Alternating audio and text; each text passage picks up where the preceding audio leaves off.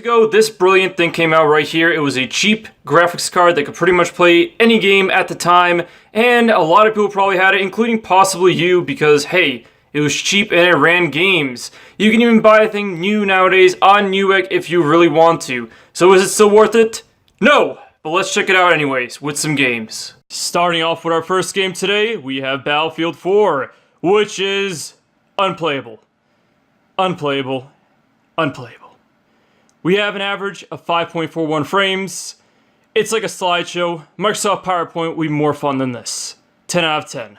This is probably one of the worst performing GPUs I've tested in a very long time, and it brings me nightmares of the 6150 SE from NVIDIA. The integrated graphics that I had as a kid. I literally have practically PTSD from that thing. But anyways guys, general performance, as you can see, is horrendous.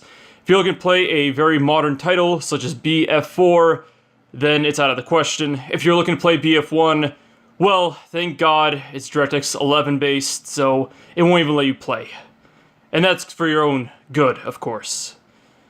Because I could only imagine the frames you could get. It would be horrible. You would be scarred for the rest of your life. But let's move on to Dota 2 now. Now, Dota 2, on the other hand, is very playable. Is that surprising? Of course not. It's a Source game, and it's Dota 2. It could run on a potato.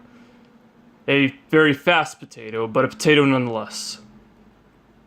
Overall performance was very good. We were above 30 frames. Not a smooth 60. You're not going to get that. Then again, I think this GPU is like 50 bucks new. If for some reason you still buy it, I don't understand why you'd buy it. I mean, I guess it's silent, but I'm pretty sure you get a better silent card than this thing. But yeah, performance was okay. So as you can see, if you're going to play some esports titles or some really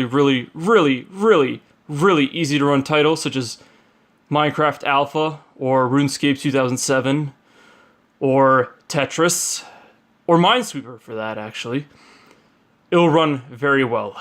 In terms of anything past Dota 2 level, the answer, not the question for God's sakes, the answer is a big NO, aka no guys. And fun little fact, if you saw at the beginning of the video, this was a card that does not have a fan. I overclocked it to basically the normal clocks that they run at. Actually, it's a little faster than the stock A400GS. So, I mean, these are a little bit elevated, but barely, by the way. And the case is the GPU is being cooled very, very well. So, this is about the performance you're going to get with one. If you do intend to buy a brand new one, God help you. I don't know why you would. I feel like they're just like, have a bunch of stock left and they're like, who's gonna buy this? You know, some fool's gonna buy this, you know. I bought mine used. Seriously, you can buy these things for like $5 probably. $10 on eBay because they're overinflated prices. But if you have a friend that has this thing, just take it off their hand. They don't need it anymore. And if they're still running it, please donate a better computer to them. Please. I insist.